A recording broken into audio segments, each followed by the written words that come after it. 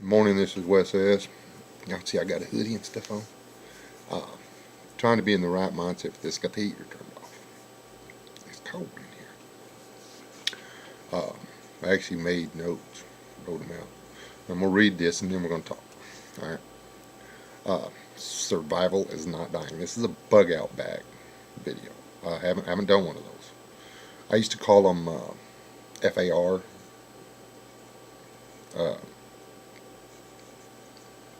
Let me tell you what to say. But anyway,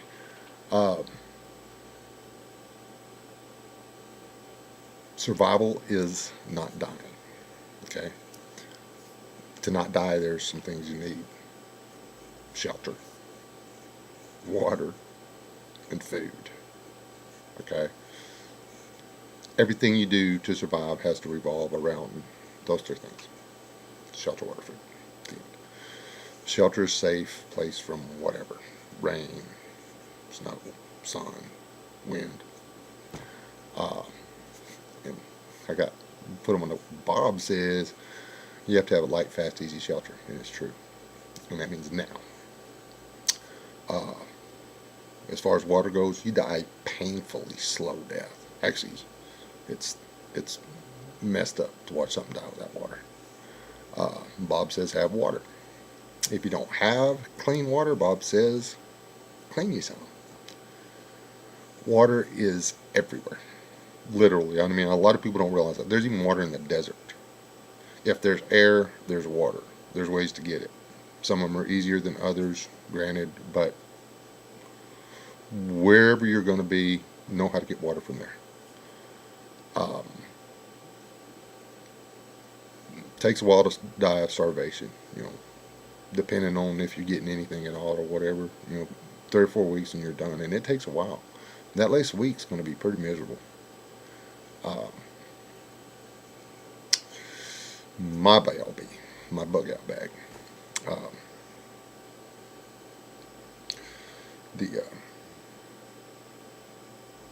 Or GAR, grab and run, has shelter, water, and food in it. Not a lot. I can't live for a year out of my my B.O.B, but everything else that's in my bug out bag allows me to make more of what I need. Like, it allows me to expand a shelter, improve a shelter, find water, clean water, and drink water.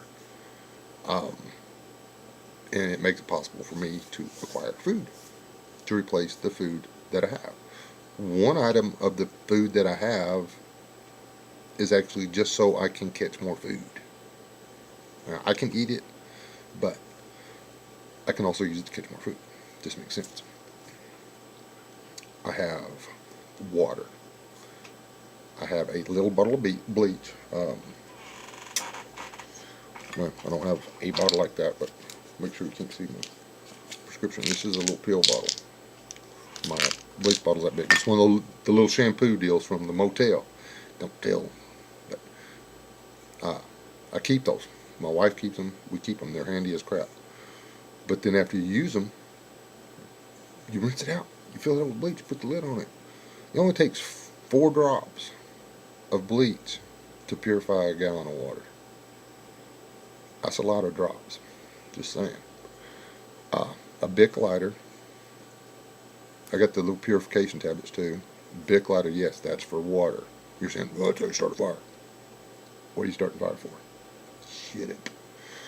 And a can of fire. I was going to grab one of those, put up there. You buy them at Walmart. The big ones are $3.49 or for, I think that's what it was. I don't know about the price, but like $5, under $5. Let's do it like that. You need to get one big one, or you can get 3 little ones. The 3 little ones, boom, and that's hours of fire in each one of those cans. You have that can. You got wet tinder, damp lumber. You set the light it, and then you have a place that's going to burn, and you can dry out your firewood to get your fire going. The boom, the boom, the boom. Then you cover it. You got it for next time. Those little cans of fire, that's a good idea. Uh, and I have a metal container to boil water in. Okay, boil water, cook, whatever. My foodstuffs, I keep 4 granola bars. That's not. I mean, I know that's not enough. I think it's a couple hundred calories in each bar, but that's 200 calories a day for 4 days. That keeps me from starving to death. I mean, I'm not going to be getting what I need, but it keeps me from starving to death. Uh, I keep a little jar, small jar of peanut butter. It's one of those, I don't know how many ounces it is, but I mean, there is the weight thing. I mean, I can't carry one of the family size jars or whatever because I'm going to have room in the bug out bag. And I carry big rat traps and fish hooks and line. On my shelter, I think I better have covered that. Anyway, let's do it now. Tarp. I carry a tarp. I carry trash bags. I carry 4 big industrial heavy duty black trash bags. And I carry cordage. I don't buy into the whole paracord thing. I mean, don't get me wrong. I mean, that paracord's good stuff. But the tarred bank line or that just regular white 150-pound test line you get from the Walmart or the hardware or whatever. I think one of my bags actually have the line you get for running your string level during construction. I don't know why I would have construction stuff, but I do. Anyway, any of that stuff's good. But you've got to have the stuff to do that. If you've got a tarp and trash bags and cordage, you can throw a shelter together. You know, around here there's nothing to work with as far as trees goes. Everything's gnarled and bent and twisted and short. And, yeah, it's got thorns. But if you can find some of it and lean it against each other, throw a tarp over it, and start chunking little branches or whatever, you know, and then boom, you've got the tarp underneath it and the stuff on the outside of it. You can stay warm in there and dry, reasonably dry if it rains. You don't have to worry about that much around here. But trash bags, you know, they don't weigh nothing. And a guy with a pocket knife and a trash bag can walk around in the rain and not drown. It's that simple.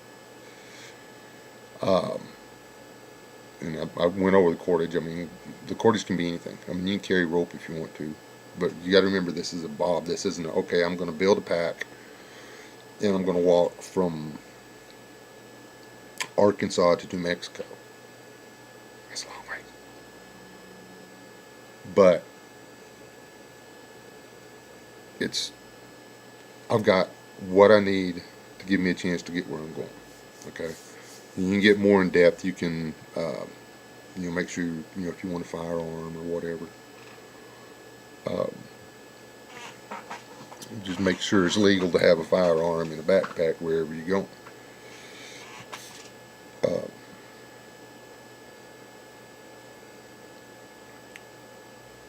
All that being said, don't overthink your bug out bag.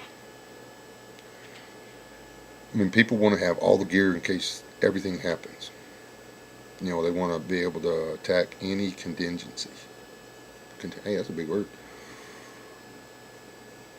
The thing is, if you've got the 3 covered, then this thing, your brain, is what you need. And if you've got those three things covered, the shelter and the water and the food, then you're protecting your brain. And as long as your brain's working, then you should be able to keep everything else working. Don't go letting yourself get freaked out.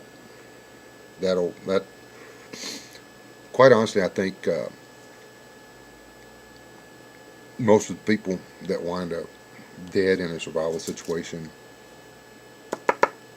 did it because, well, they uh,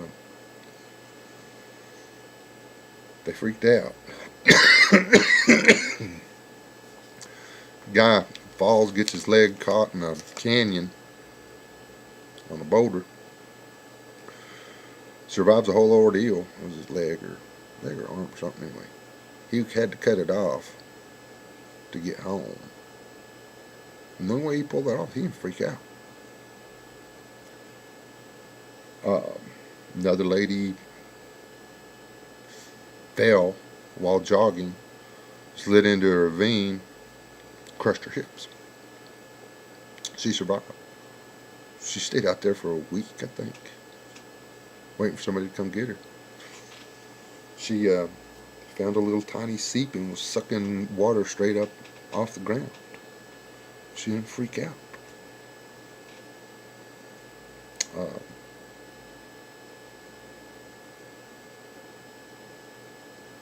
doesn't matter what you got in your bob, but it's pretty simple. Basics. It's up here. Now, I've said this before and I'm going to say it again. It doesn't matter what you have in your bug out bag or your gar. Grab and run. Or gag, grab and go.